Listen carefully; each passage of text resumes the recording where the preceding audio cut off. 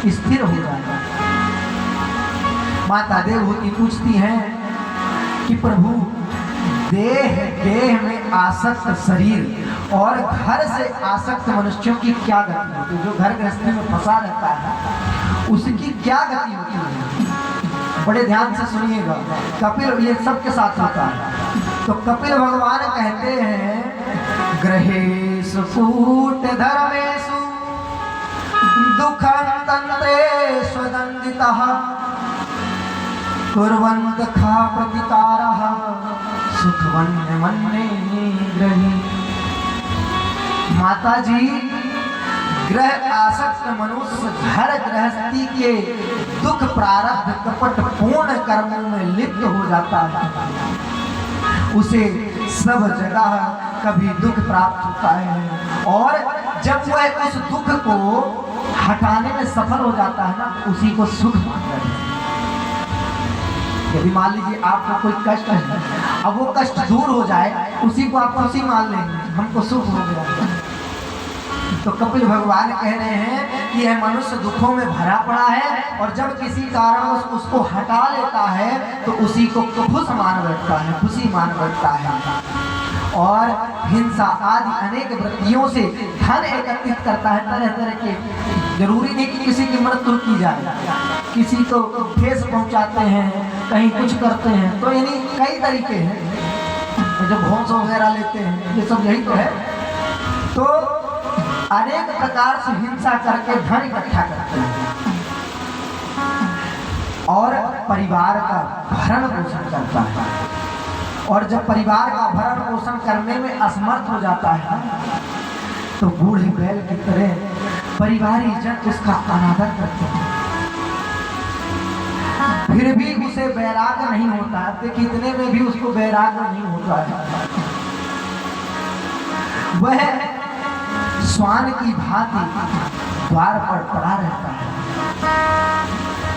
जो बूढ़े व्यक्ति हो जाते हैं तो उनको बाहर वाला जो कमरा होता है ना, उसको दिया जाता है। भैया आप तो वहीं बाहर बैठे रहना, वहीं देखना कोई आएगा कि जाएगा तो थोड़ा सा संभाल। और ये कार्य किसका होता है? श्वान का। ऐसी होती है स्थिति।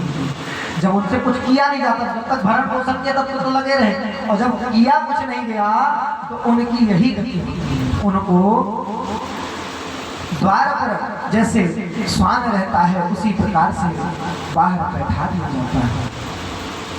वृद्धावस्था के कारण उसका रूप बिगड़ जाता है, जठरा अग्निमंड पड़ जाती है। भाई खाया हुआ पचाया नहीं जाता, तो कम खाया जाता है, कम पचाया जाता है, और कम काम किया जाता है। कंठ जो है घुधराने लगते हैं, आवाज जो है स्पष्ट नहीं आती है। मृत्यु का समय निकट आने पर शोक करते हुए परिवारी जन उसे घेर कर खड़े हो जाते हैं। उनके बुलाने पर भी ये बोल नहीं पाता। यम के भयंकर दो दूत सामने प्रकट हो जाते हैं, जिन्हें देख करके डर के कारण इसके मल मूत्र आदि छूट जाते हैं और प्राण निकल जाते हैं। मरने के पश्चात परिवारी जन रोते हैं, दुखी होते हैं। पेट पकड़ कर माता रोवे, पेट पकड़ कर माता रोवे, बाहें पकड़ कर भाई झपट झपट कर दिया रोवे, हंस अकेला जाई, झपट झपट कर दिया रोवे, हंस अकेला जाई। क्या गति होती है कि पेट को पकड़ करके माता रोती है। जो भाई होता है बगल में बैठ करके हाथ पकड़कर रुदन करता है, और लिपट झिपट कर, तिरिया पत्नी को कहा गया है, लिपट झिपट कर रुदन करती है, चीख चीख कर रोती है।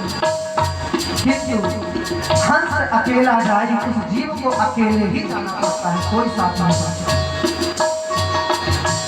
चर गजी मंगाया चढ़ा काठ की घोड़ी, चढ़ गजी मंगाया चढ़ा काठ की घोड़ी, चारों आग लगा दियो ठोक दियो जस होरी, चारों आग लगा दियो ठोक दियो जस होरी।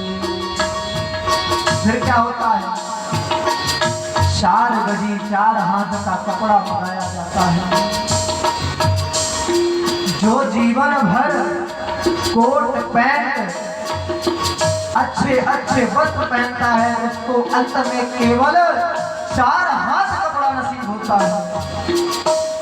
और जिसने कभी पृथ्वी पर चलने का प्रयास ना किया होगा ना, उसको भी घाट की घोड़ी यानी चिता पर लिटाया जाता है और चारों दोनों आग लगा दी, चारों तरफ से आग लगा दी जाती है जैसे होली। अब शरीर की क्या गति होती है?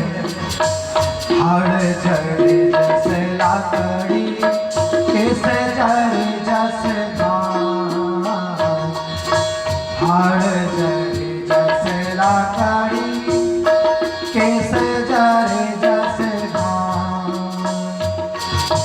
सोने जैसी काया जल गई तो ना आयो पार,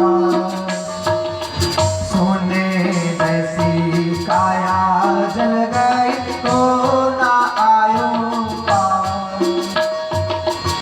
जो हड्डियां है ना, जैसे सूखी लकड़ी जल जाती है ना क्षण भर में, उसी प्रकार से उसकी हड्डियां जल जाती। और जिन बालों पर तरह तरह के शैम्पू तरह तरह के तेल लगाया है, वह जैसे सूखी घास पर क्षण भर में अग्नि पड़ते ही जल जाती है ना, उस प्रकार से केस जल जाता है। और सोने जैसी काया जल गई। जो यह शरीर है जिसको ना जाने कितना शैम्पू साबुन सेंट तेल इत्यादि लगा करके चमकाया है जीवन भर, वह जैसे सोनी लोग सोने पर जैसे ही अग्नि रखते हैं और वह सोना पिघल जाता है क्षण भर में, उसी प्रकार से यह काया पिघल जाता है। कहत कबीर सुनो भाई साधु छोड़ो जग की यार, कहत कबीर सुनो भाई साधु छोड़ो जग की यार। कबीर जी कहते हैं यहाँ कहाँ पड़े हो, इस संसार की आशा छोड़ दो, यहाँ कोई किसी का नहीं। मृत्यु के पश्चात यम के दूत जीव आत्मा को यातना देह में डाल नरक लोक में ले जाते हैं और 99,000 योजन केवल 2-3 मुहूर्त यानी 2-3 घड़ी 45 मिनट का एक मुहूर्त होता है। एक घड़ी जो है 45 मिनट की होती है, तो 2-3 मुहूर्त में 99,000 योजन इतनी तीव्र गति से लेके जाते हैं। और अब उसके कर्मों के अनुसार यातनाओं को भोग पृथ्वी में कुकर शुकर आदि योनियों के कष्ट को भोग कर वह जब कहीं से फिर से पुण्य कर्म करता है तब जाकर के मनुष्य शरीर को प्राप्त करता है। अब देखिए यहाँ पे एक विचित्र बात है। आज हम सब जानने लगे हैं कि भाई ये जो अल्ट्रासाउंड और सिटी स्कैन इत्यादि जो है आज आने लगा। आज पता चलता है कि भाई शिशु जो है कितने महीने में किस तरीके का है, किंतु जो हमारे ग्रंथ हैं जो हमारे साथ हैं ये इसकी खोज उस समय ही की है। ये कोई बनी बनाई बात नहीं है। ये तीसरे स्कंद के 31वें अध्याय के दूसरे श्लोक में लिखा है। क्या लिखा है? कललम त्वमेक रात्रेण पंचरात्रेण बुद्बुदम खसाहेन तु कर कंधो पेश्याण्डम ततः परम। जब वह जन्म लेता है ना तो उस समय माता के गर्भ में वह 5 रात्रि में बुलबुले के समान होता है। जैसे पानी में बुलबुला होता है ना, उस प्रकार से वह होता, उतना